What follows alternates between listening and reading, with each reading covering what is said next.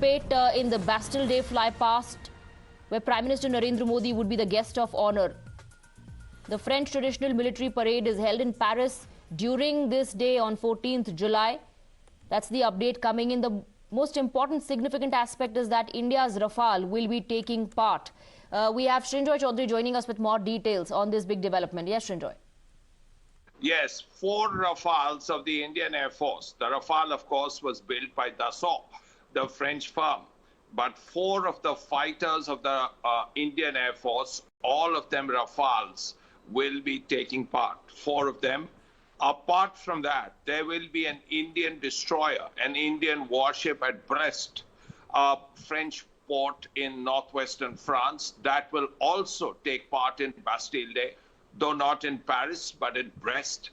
And importantly, over 250 Indian soldiers, people from the Army, from the Navy, Air Force, officers and men, 68 officers and men from the Indian Army, from the Indian Navy, and from the Indian Air Force each. And also a band contingent from the Rajputana Rifles will be taking part. Now, India has taken part in these Bastille Day celebrations in the past as part of the March Past, which it will again. But this is the first time that the Indian Air Force contingent will be there. And what we are hearing is that 4 Rafales will be taking part.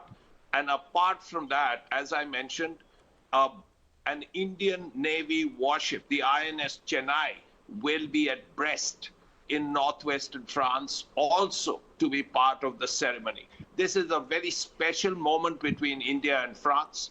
What we also know is perhaps when the French president and the Indian Prime Minister meet, then Mr. Macron and Prime Minister Modi, the issue of the purchase of 26 more Rafales, but this time for the Indian Navy, could also come up.